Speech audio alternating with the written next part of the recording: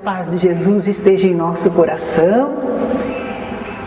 No nosso livro estão escritas três frases. Faço o que quero. A outra, não faço aos outros o que não quero, façam a mim. Faço aos outros o que quero que façam a mim. Isso é para traduzir três estados de alma, três modos de pensar, sentir e agir na vida, não é? Faço o que quero. Olha, e não pensa no semelhante, mas não, eu faço o que quero, pronto.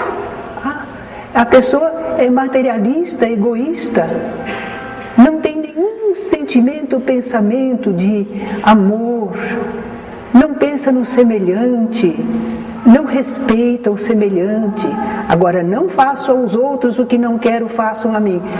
Melhorou, porque pelo menos a pessoa tem um certo senso de justiça. Ela raciocina.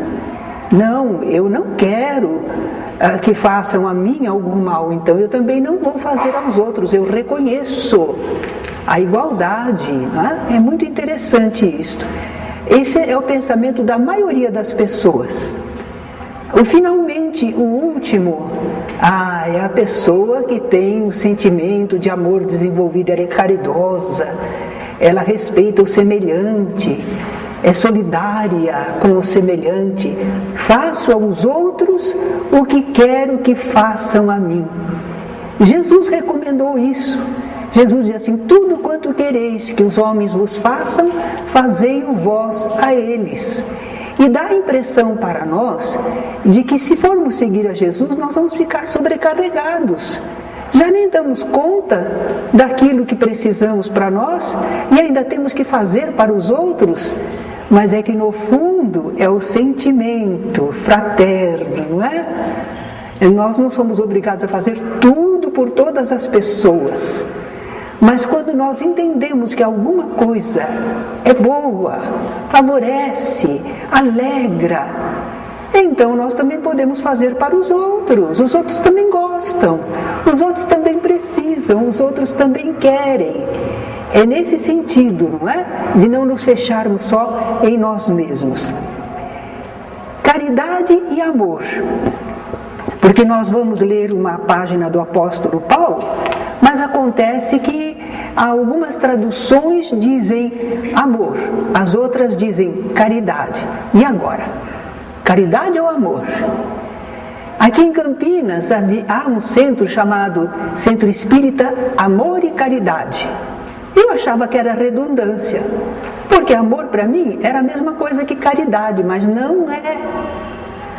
O amor é o sentimento, caridade é a ação.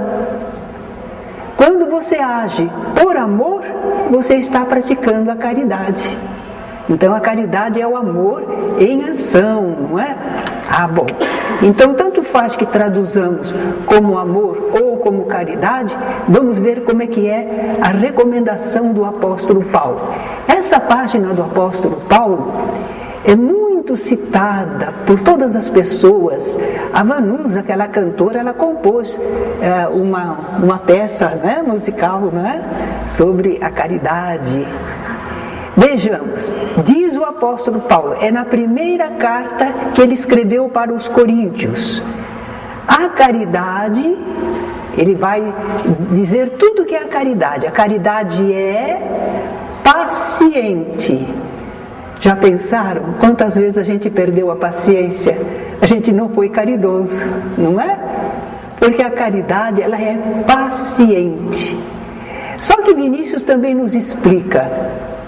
Nós dizemos, perdi a paciência. Ele diz, não. Se nós tivéssemos essa virtude da paciência, nós não perderíamos, porque a virtude já é uma conquista do ser.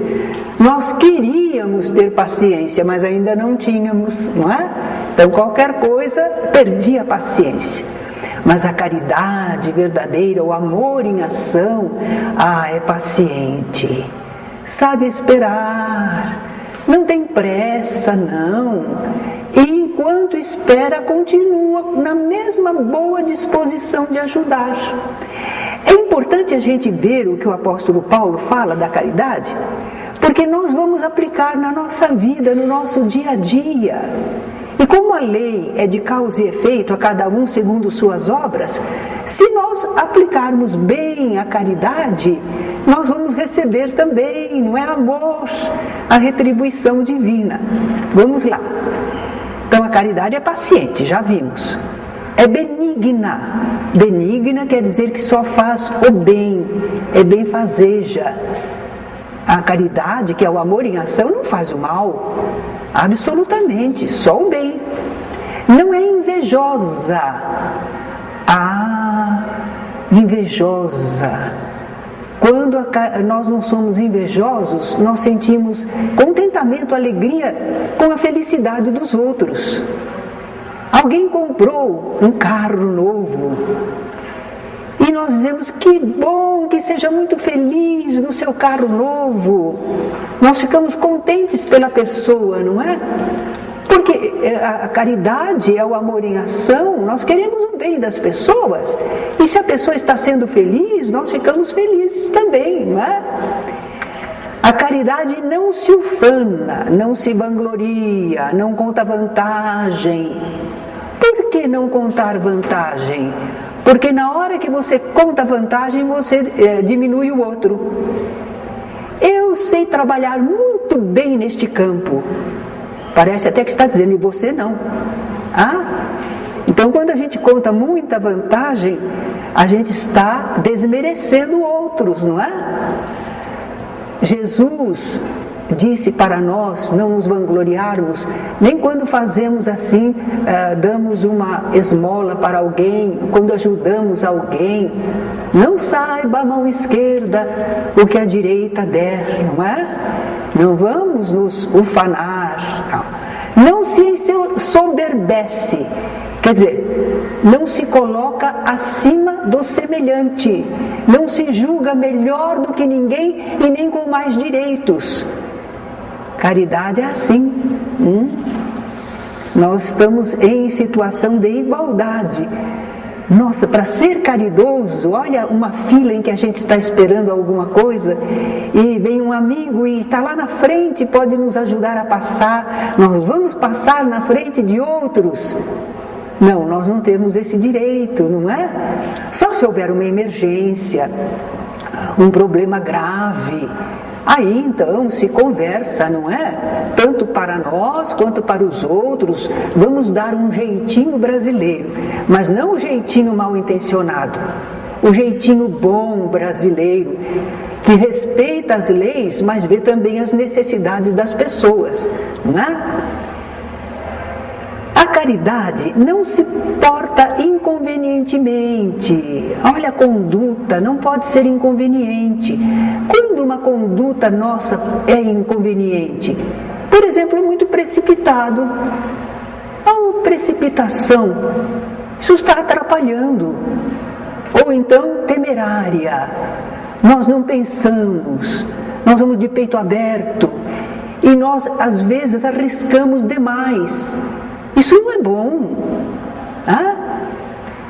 Temeroso é o que tem medo. Temerário é aquele que não pensa no perigo, não é? Indecoroso. Não podemos agir, nos comportarmos de modo indecoroso.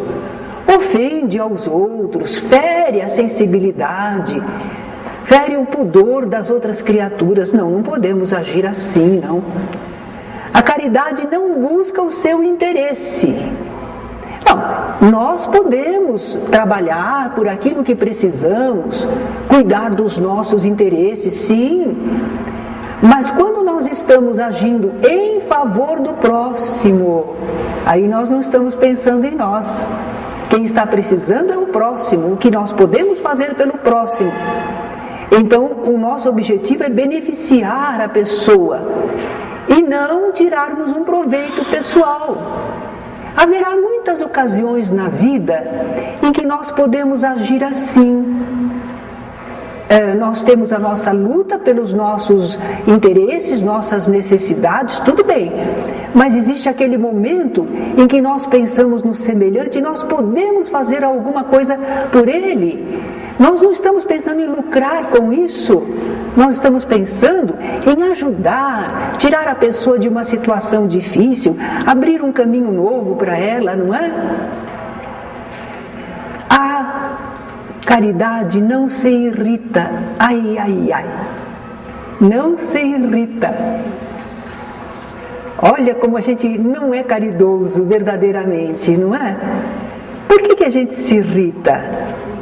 As coisas às vezes são repetidas, as pessoas não agem direito, bem incompreensão, maledicência, ingratidão. E a gente se irrita e para de fazer a caridade. Não pode. A caridade, esse sentimento de amor que vai agir, não se altera por causa dos erros das pessoas, da incompreensão. Não vai perder o gosto de praticar a caridade. Há pessoas que dizem, não, depois dessa ingratidão, eu não ajudo mais. Nós somos espíritos ainda imperfeitos, estamos aprendendo, estamos nos desenvolvendo. Então nós temos uma ideia antiga, um comportamento antigo, que agora com o conhecimento do Evangelho a gente está ampliando para melhor. Nós vamos ser pessoas melhores, não é? Então nós não vamos perder o gosto de praticar o bem. Não é pelo fato de uma pessoa ser ingrata conosco que nós vamos lamentar o bem que fizemos. Fizemos o bem e está bem feito. Não perdemos nada com isso. A pessoa só é que não soube ser grata. Diz Emmanuel que a ingratidão é um atestado de ignorância, porque a pessoa não percebeu, não compreendeu o que foi ajudado, o que ela recebeu. Por isso ela é ingrata. Ela não valoriza o que recebeu, não é? A caridade não se alegra com a injustiça. Não dá mesmo para nos alegrarmos com a injustiça. Enquanto houver injustiça no mundo, nós não teremos paz e felicidade de modo geral. Enquanto houver injustiça no mundo, nenhum de nós poderá estar bem e estar feliz. Então não podemos nos alegrar com as injustiças. Isso não quer dizer que a gente vai fazer coisas desesperadas e agressões contra os injustos, não é? Isso é outra coisa. Mas às vezes, quando acontece uma injustiça, se a gente tem uma animosidade contra alguém, a gente pensa, bem feito. Olha, nós estamos nos alegrando com uma injustiça, um problema, não pode. Isso está contra a caridade, contra aquele sentimento bom, o amor de Deus por nós. Vocês já imaginaram? Deus nos ama. Ele nunca faz nada de mal para nós, só o bem. Incondicionalmente. Ele é inalterável. Ele não é ora bom, ora mal. Ele é sempre bom. E Ele é nosso Pai. Jesus disse que precisamos aprender com o nosso Pai, não é? Para nós sermos como o nosso Pai. Porque Ele faz que o seu sol se levante sobre bons e maus, e a chuva desça sobre justos e injustos. Ele não escolhe para beneficiar. Ele beneficia todos. E nós precisamos aprender com o Senhor, né? Com o nosso Pai, nosso Criador. A caridade não suspeita mal. Não fica pensando, eu acho que essa pessoa, a maldade, ela está mal intencionada.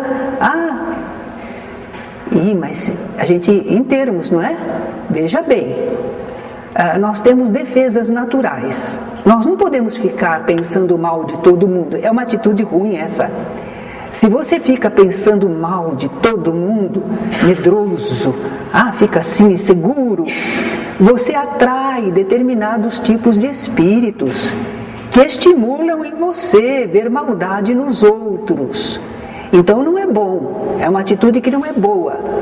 Agora, nós temos uma defesa, Eu não vejo maldade em ninguém, não atribuo maldade a ninguém, mas eu não saio do dever, eu não saio da tarefa correta, porque assim ninguém pode me apanhar no mal. Só lobos caem em armadilhas para lobos. Não tenho que pensar se as pessoas têm más intenções. Desde que eu não saio da minha conduta correta, a pessoa não vai poder me envolver. Certo? Então não precisamos ficar desconfiados, pensando, não é? Então a caridade, ela não suspeita mal, ela não atribui maldade a ninguém, ela não pensa nem fala mal das criaturas. Quanto temos que aprender ainda, né, e nos melhorarmos, mas pelo menos estamos vendo o caminho. E é possível, a gente se educa, porque às vezes a gente tem certos hábitos, a gente acostumou de uma certa maneira, mas nós não somos maus, nós somos inteligentes e nós podemos modificar o nosso modo de ser. Eu vou contar um fato que aconteceu. Um senhor, era nas reuniões da União Municipal Espírita. Todo mundo debatia, falava, e ele ficava quieto. Depois ele tomava a palavra, falava manso, não é o que precisava falar. Eu admirava ele tinha o sobrenome Moretti. Falei, seu Moretti, como é que o senhor consegue? Ele disse, eu era membro de sindicato, eu era briguento, eu era difícil, eu não sabia conversar, mas veio um problema no meu coração. Meu coração estava fraquinho, e o médico falou para mim, não se exalte, seja calmo, senão o seu coração não vai aguentar. Então, eu tenho que me controlar. Ele era calmo, paciente, porque ele sabia que devia ser. E nós não podemos ser também? Pela compreensão? Isso não é bom para mim? Não podemos, então, nos educarmos e sermos pacientes? A caridade não se rejubila com aquilo que é falso. Ela só se rejubila com a verdade. A verdade é importante. Eu costumo pensar assim, imaginem uma estrada e que a gente precisa confiar nas tabuletas, nas indicações, mas as indicações estão todas trocadas, atrapalhadas, erradas. Já imaginou onde é que a gente vai parar nessa estrada? Assim é na vida quando falta a verdade. Os sinais estão todos trocados. A gente se confunde, a gente perde o rumo. Então a verdade é muito importante. A verdade é a base das realizações e o bem das criaturas. Por isso Jesus disse, seja o vosso falar sim, sim, não, não. O que passa disso provém do maligno, do inferior. É a mentira, não é? É o erro, não pode. Então vamos a nos acostumarmos à verdade. Não a verdade que ofende, porque às vezes nós queremos falar da verdade, mas é contra os outros. Não, é a verdade para nos orientar na vida, para sabermos o que é real, o que não é, né? Então a caridade, ela se rejubila com a verdade. A verdade põe tudo em pratos limpos. A verdade nos ajuda a entender a realidade da vida. A caridade tudo sofre. Aí esse sofre está naquele sentido antigo da palavra. Recebe o mal e não revida. Desculpa sempre. Isso é a caridade. Jesus na cruz ainda roga ao Pai, perdoa-lhes, eles não sabem o que fazem. Ele estava suportando aquele sofrimento sem revidar. A caridade tudo crê. Como tudo crê? Não é uma pessoa crédula, não é isso. Crê naquilo que é verdadeiro, confia em Deus, confia nas pessoas. Por que confiar nas pessoas? Porque elas também são filhas de Deus, elas são obra divina. Às vezes a gente não costuma pensar assim, mas são filhos de Deus, não é? Jesus, quando ele estava no horto, ele estava num momento de angústia, porque o pessoal estava rejeitando, e ele amava tanto a humanidade, queria ajudar tanto, mas eles não estavam aceitando. E Jesus está esperando, ele sabe que Judas o está atraiçoando, ele não impediu. O companheiro tem livre-arbítrio, precisa chegar às realizações e suportar as consequências, não é? E Judas chega. Ele chega para beijar Jesus, mas aquele beijo era para indicar aos soldados quem era o Messias, quem era o Cristo que estava por ali, não é? Então, quando ele chega e beija Jesus, Jesus pergunta: amigo, a que vieste? Até aquela hora, ele ainda dá o tratamento de amigo, não é? Ele não nega a sua amizade, ele ainda crê no companheiro, não é? A caridade tudo espera. Porque nós temos aí, daqui a pouco vamos ver fé, esperança e caridade. A caridade tudo espera. Olha o conhecimento que a doutrina espírita nos dá. Por acaso vai nos acontecer algum mal irreparável? Não. Tudo que nos acontecer tem sempre no final um proveito, um objetivo.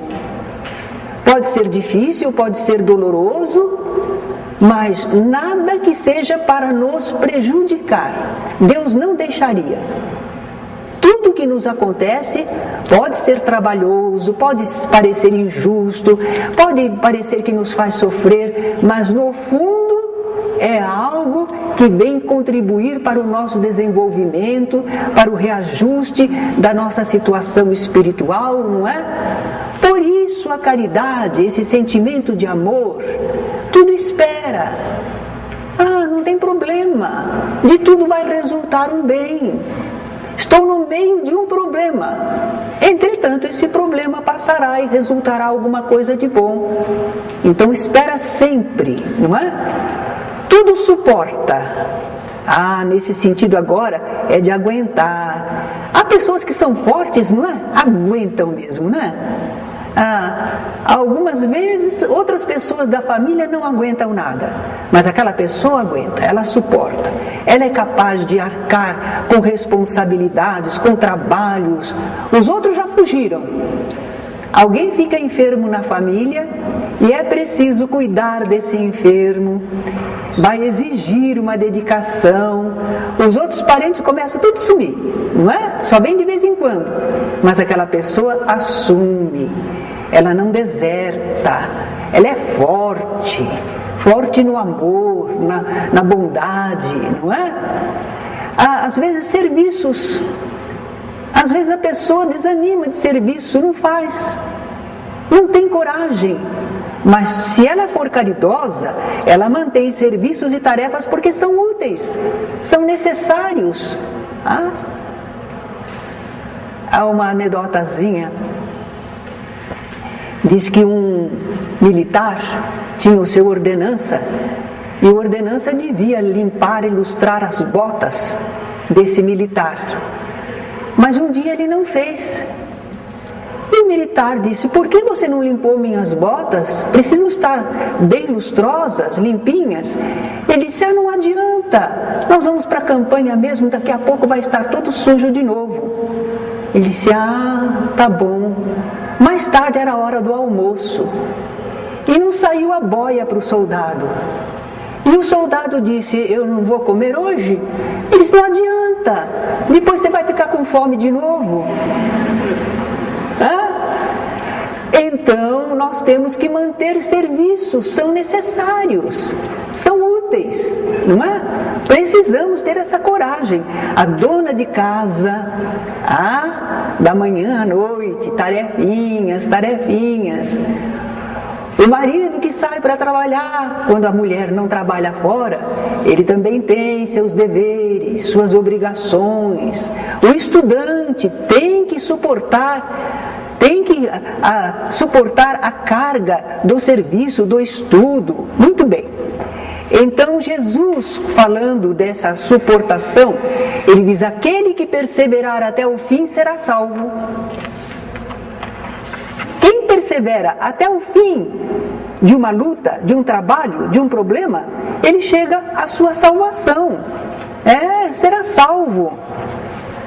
O mais fácil da gente entender é, por exemplo, aprender um idioma. No começo, para aprender um idioma, você tem que fazer vocabulário e aprender a gramática. Enjoado! Não é falar o novo idioma, é fazer base. E aquela fase todinha, se você não aguentar, se você não suportar, você nunca vai falar aquele idioma, porque é indispensável. Aquela fase inicial de fazer bagagem, de fazer a preparação, não tem como fugir. Então nós precisamos realmente ter essa perseverança. Se não perseverar, não chega ao fim de nenhuma situação, de nenhum problema, de nenhuma realização. Bem, nós estamos vendo a caridade, como ela é valiosa e como ela age. Nós vamos afirmar que a caridade é uma necessidade. Ela é necessária, muito necessária. Nós vivemos em sociedade. A lei de sociedade. Nós não podemos viver isolados. O ser humano é um ser social. Nós vivemos assim em sociedade, em conjunto, em bandos, em conjunto, porque Deus determinou dessa maneira. É o melhor para nós, não é? É um desígnio divino. Nesse conjunto, as nossas qualidades se complementam.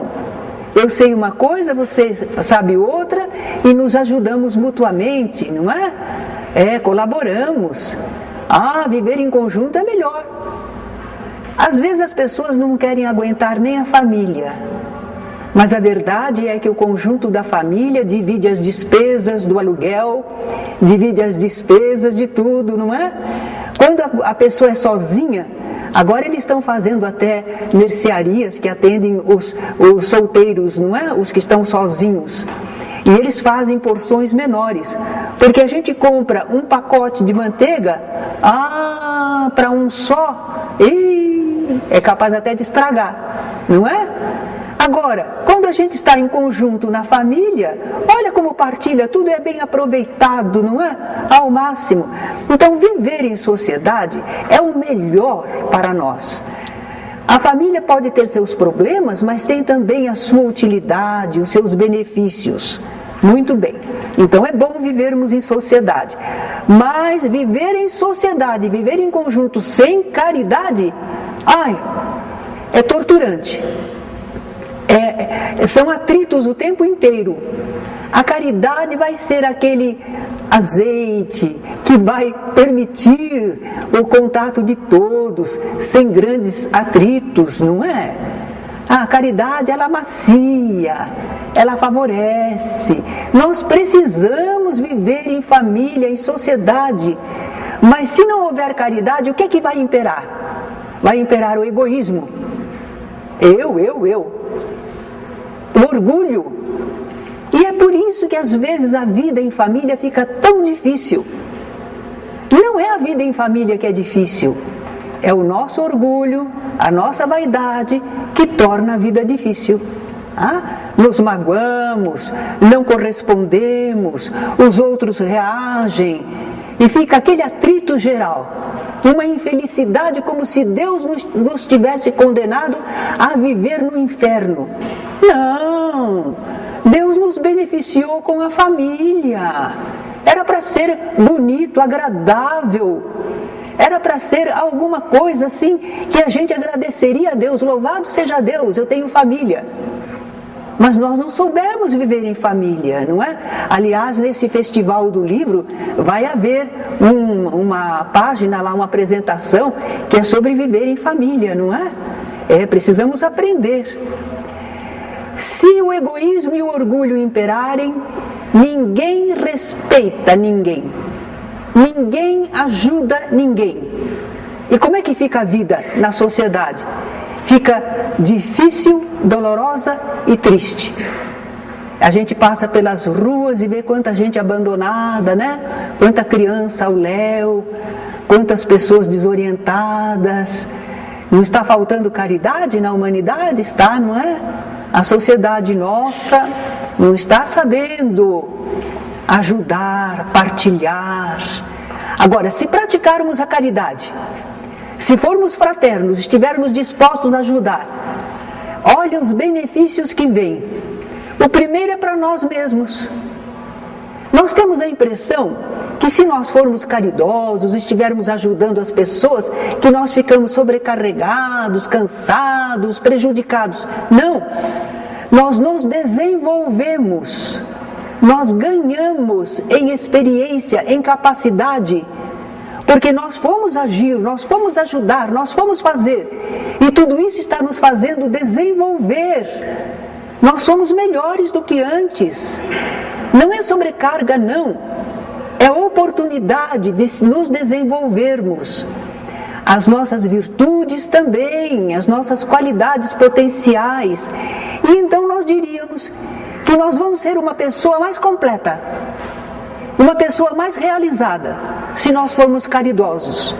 Se não formos caridosos, não quer dizer que somos maus. Mas nós não estamos lá muito desenvolvidos, não. Nós estamos limitados. Uma vidinha, no que me interessa, no que eu acho indispensável. Agora o resto eu não quero nem saber. E com isso a gente não cresce. A gente não se transforma para melhor. A gente pensa nos anjos do Senhor, nos espíritos de luz. Como será que eles chegaram lá? Certamente foi sendo caridosos. O que eles aprenderam sendo caridosos? Querem ajudar alguém. Não sabem o que é aquilo, como é, mas vai se dedicar. Quando termina, ajudou a pessoa e cresceu por dentro. Está mais experiente, mais sábio, não é? Então nós podemos desenvolver virtudes, qualidades potenciais, justamente por sermos caridosos. Outra coisa, a gente alcança um relacionamento bom e profundo se a gente for caridoso. As pessoas reagem bem quando nós somos verdadeiramente caridosos. A pessoa sente que tem em nós um abrigo, um amparo, aí ela se abre também, porque nós andamos muito armados uns contra os outros. Mas se nós formos caridosos, a pessoa se desarma, ela vê que não tem nada a recear, pelo contrário, aí ela começa a se abrir. E qual é o problema? Qual é a vantagem? É que nós temos aí um relacionamento agradável e duradouro. Jesus diz assim no Evangelho: granjeai amigos com as riquezas da iniquidade. Todas as riquezas que nós temos, os bens, as coisas que possuímos, são iníquas, são injustas. Porque, a rigor, nós não merecemos nada.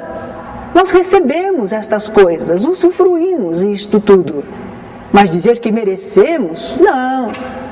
No mundo, um tem, outro não tem. Por que será que aquele tem, aquele outro não tem? Então, tudo é injusto. Granjeai amigos com as riquezas da iniquidade.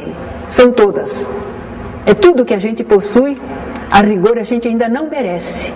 A gente está recebendo de Deus misericordioso, mas ainda não merece. São riquezas injustas. Granjeai amigos com as riquezas da iniquidade, para que, quando elas vos faltarem, quando é que elas vão faltar? Pelo menos quando a gente desencarnar já foi, né? Essas riquezas aqui do mundo acabou, não acabou?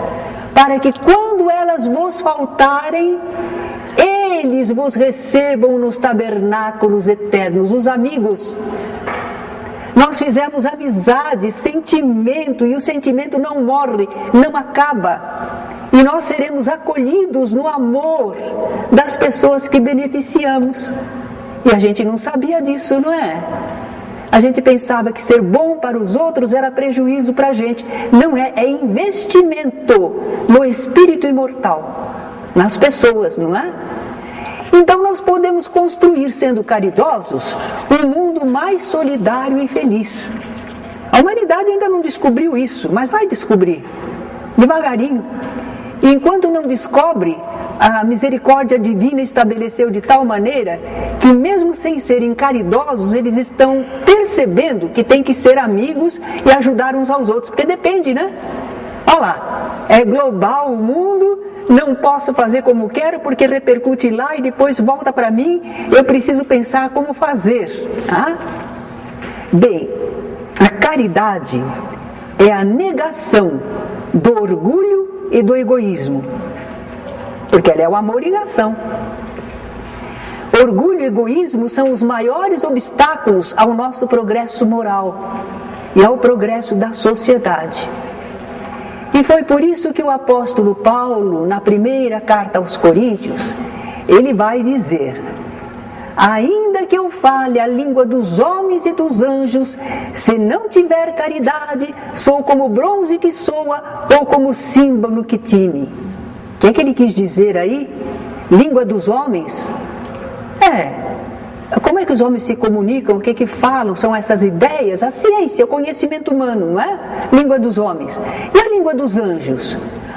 São as coisas espirituais, as verdades espirituais, não é?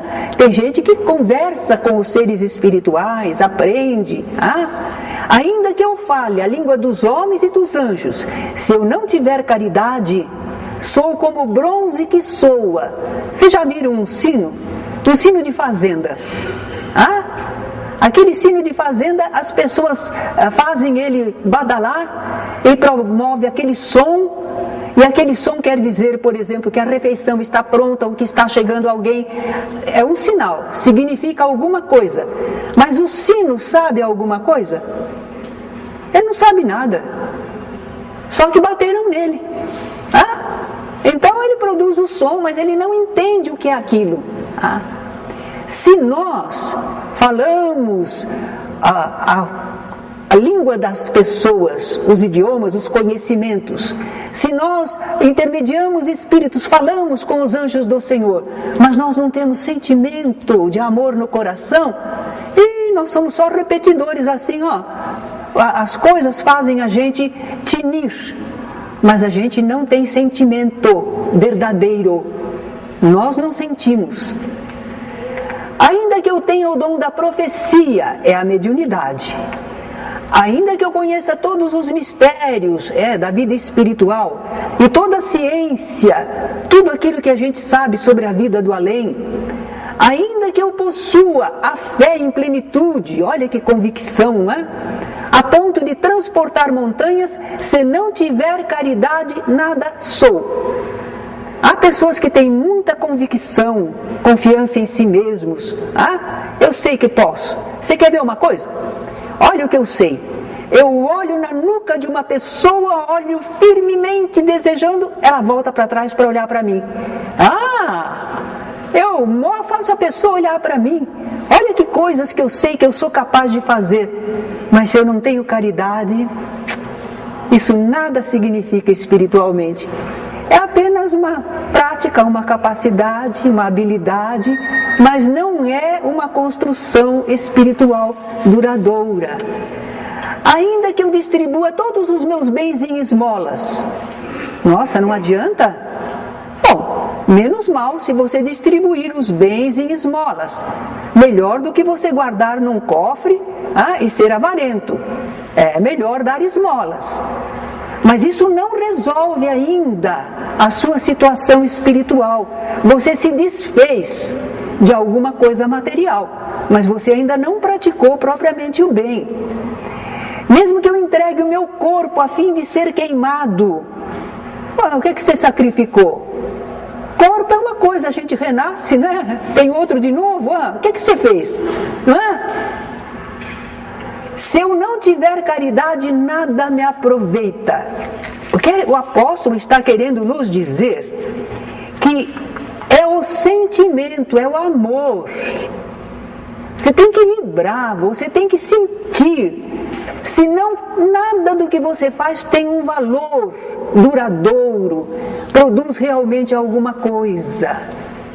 E é por isso que às vezes as pessoas aparentemente fazem o bem, mas não encontram repercussão, porque não foi com amor, não foi com verdadeiro sentimento.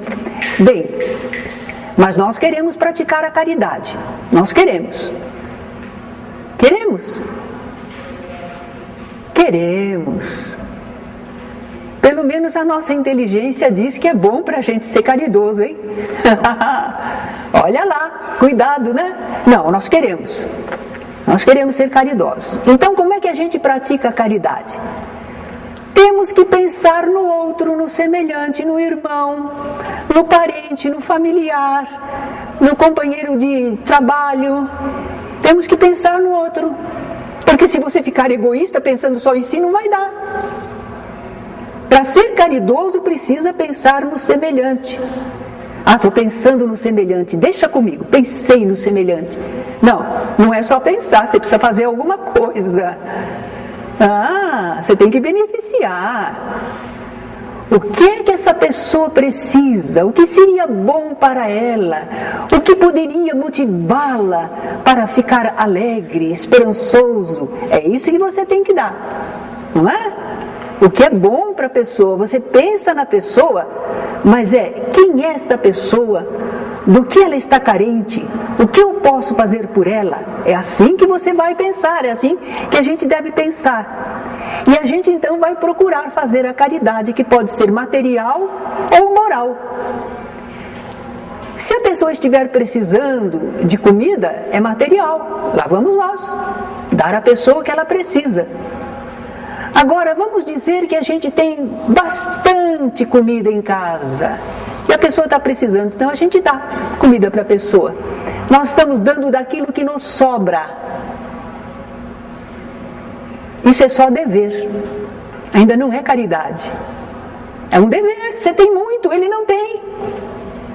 O dever da justiça é partilhar, não é?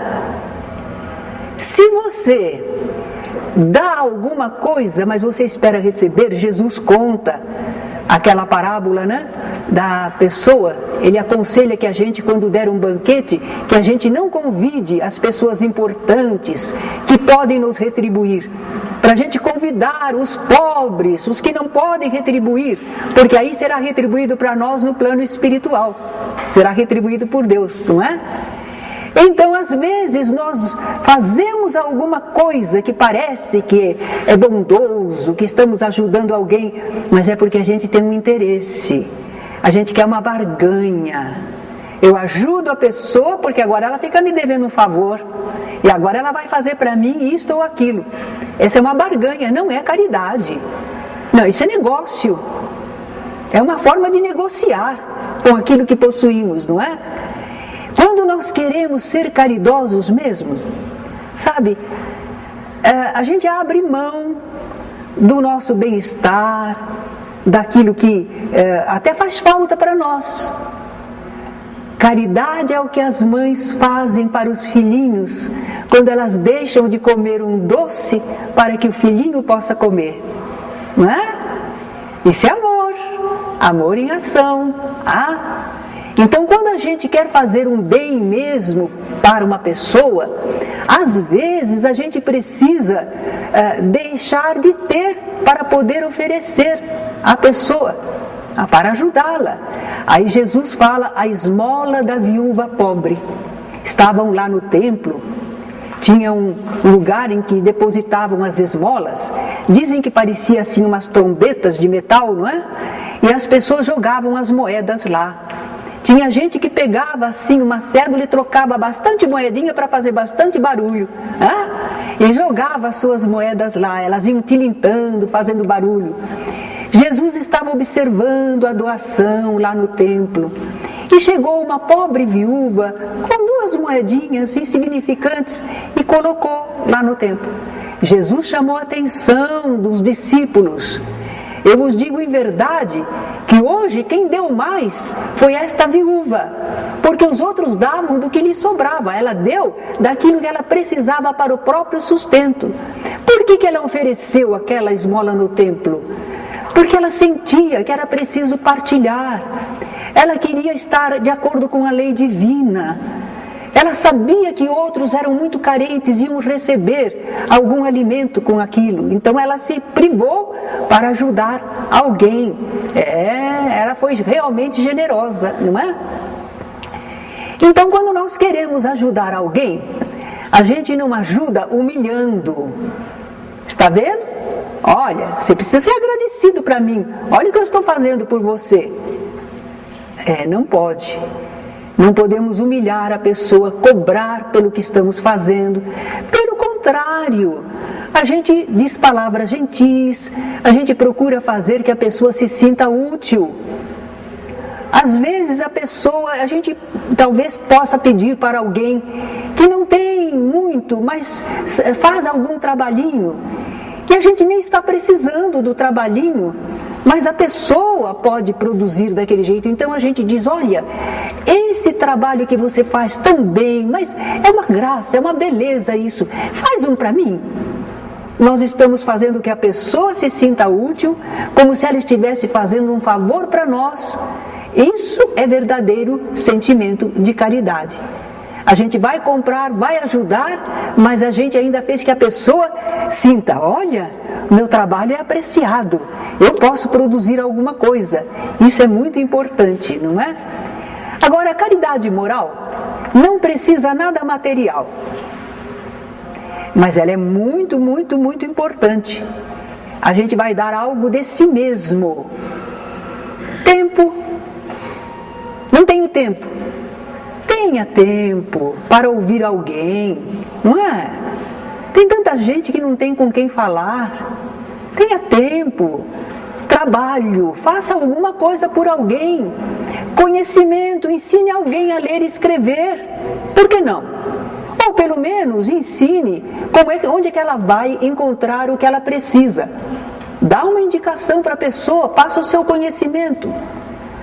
Podemos também oferecer as nossas aptidões, naquilo que for possível. Vamos dar atenção, tolerância. Eu não posso fazer caridade porque não tenho dinheiro. Seja pacífico, tolerante. É uma imensa caridade.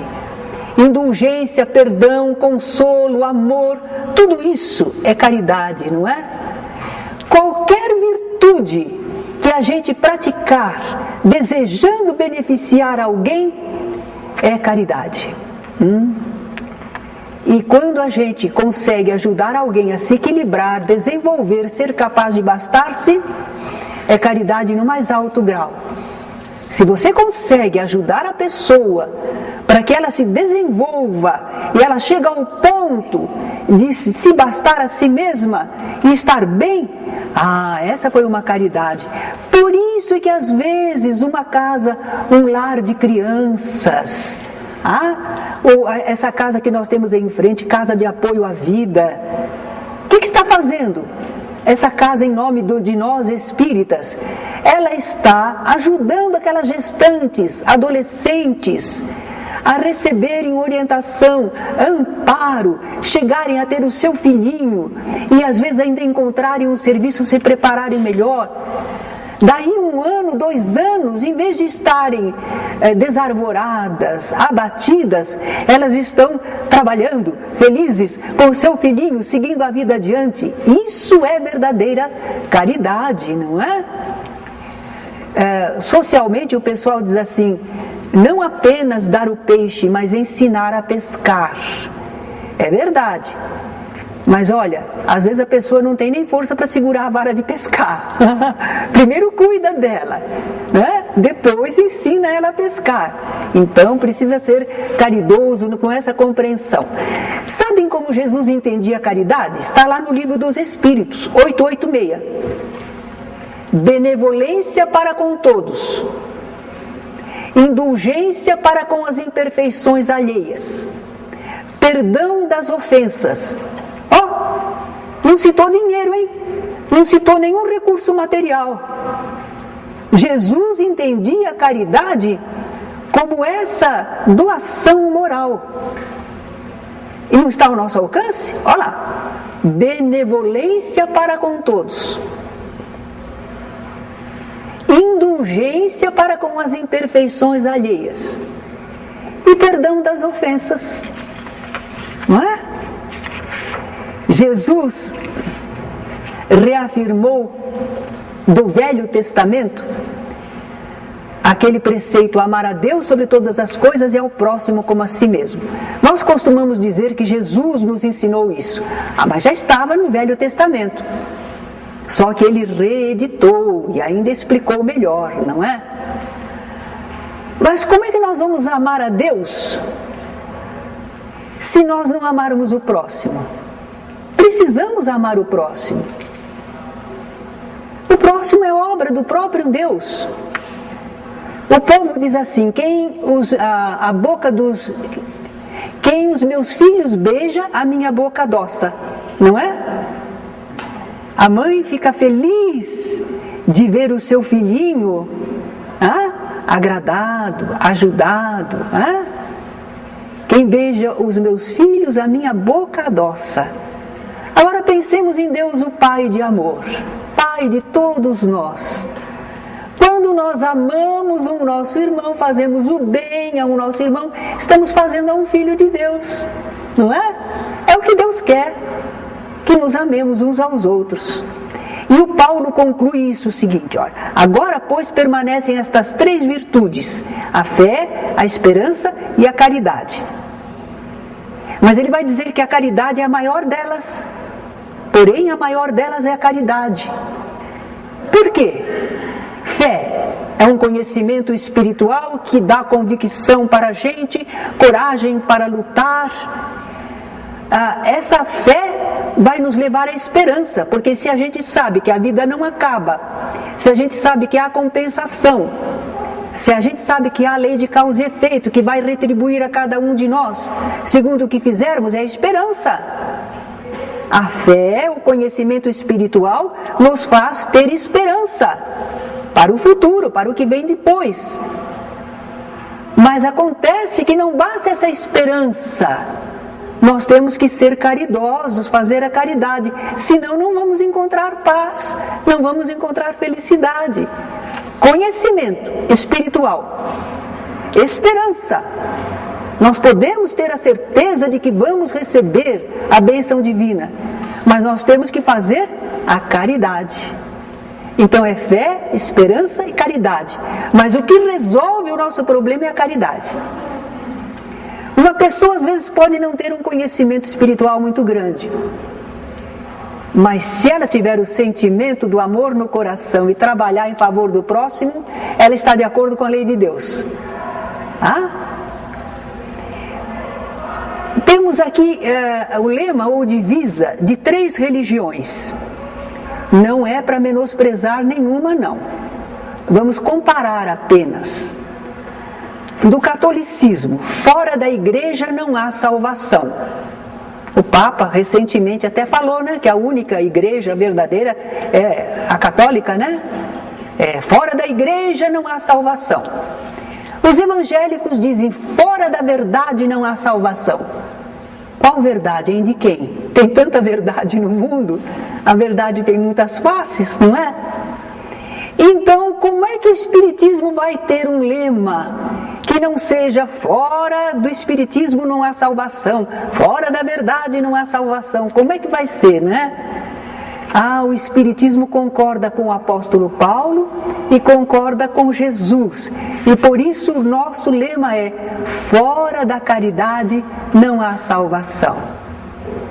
Fora do sentimento do amor que age em favor do próximo, não temos salvação.